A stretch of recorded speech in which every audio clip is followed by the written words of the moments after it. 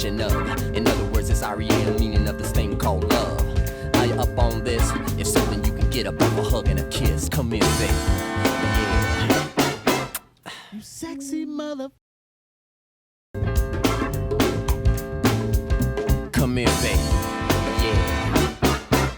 You sexy mother. Prince was an American singer, songwriter, musician, producer, and all-round celebrity. He was from Minneapolis, and he is one of the best-selling musical artists of all time.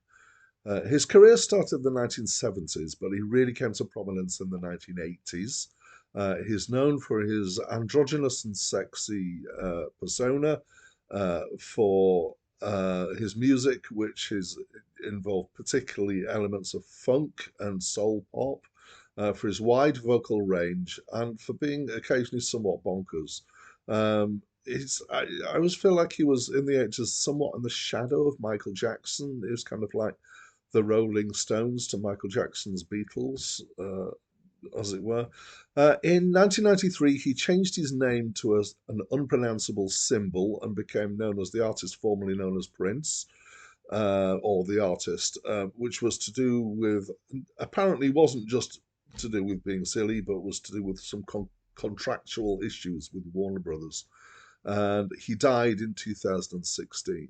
So between the creditations of his own name, Prince, Prince and the Revolution, with a particular band, and his unpronounceable symbol, Prince and the New Power Generation, and also Madhouse, and the New Power Generation without Prince, and the NRG Orchestra.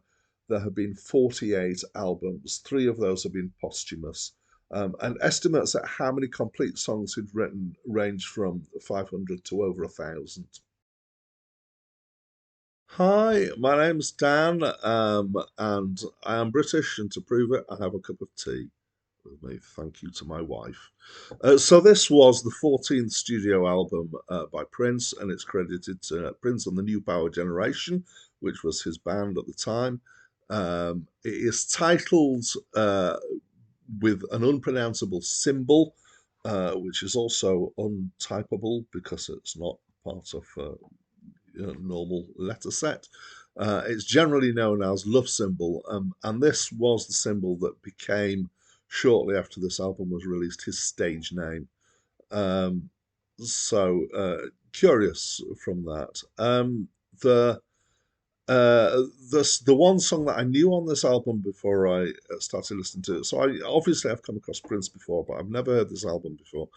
But I did know the song "Sexy MF," which was a single. And actually, having listened to it now, I would say that although it's the most well-known track from this album, it's, to my mind, probably one of the most disappointing tracks on the album.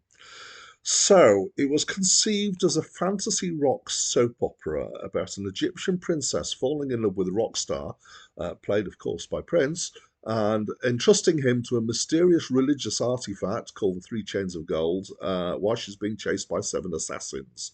And this was made sense of by a load of segues between the tracks, but most of those segues were abandoned at quite a late stage in order to squeeze an extra track onto the album, which is the track I Want to Melt With You.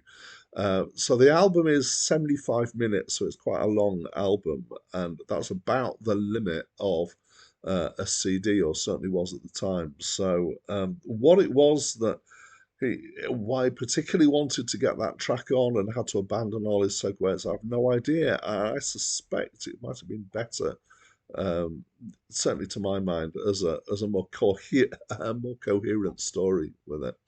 I describe it as generally being funky pop and soul pop and hip hop pop, and the word pop comes in a lot. It's long, as I've said, and it's quite diverse. There's a lot of different styles and feels going on. I generally found it quite engaging. I did find that the album made more sense when I knew the story, having read up on it. So what I usually do is I listen once and then read up on details about an album, and then listen again. So it made more sense when I knew, but I'm not sure if I didn't like it better when I didn't know. I was quite bemused by it as an album. But maybe that's the best way to listen to the album. I don't know, maybe not.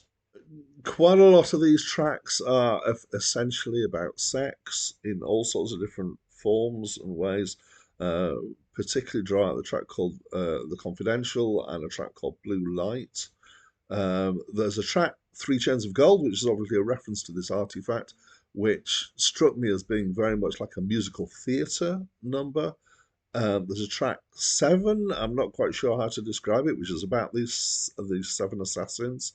Um, yeah, kind of poppy with a bit of world music stuff in it. I liked that.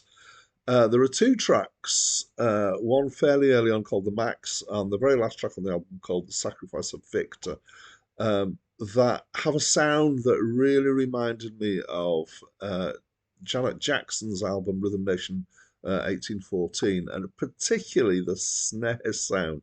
I know that's a strange thing to kind of home in on, but it is a very distinctive snare sound. It's not quite the same sound of the two tracks I did check, but it has a very similar feel to most of that Janet Jackson album. I would say that that last track, Sacrifice of Victor, is a very Prince archetypal funk type track. Um, so normally, I put two snippets of music in these reviews. So one at the start and one at the end, and the one at the start is usually the most well known or most archetypal track from the album. So I had to choose Sexy MF for that, and I found it really hard to choose the second one because they're so diverse. And what I'm wanting to do is to try and give as best the best kind of impression of the range of the album. And I think I have to confess that the range of this album is very diverse, and that's the thing that I like about it. So I quite like this album. I would definitely come back and listen to it again. I'd love to know what you think, so please talk to me through the comments box. And that's it from me for now.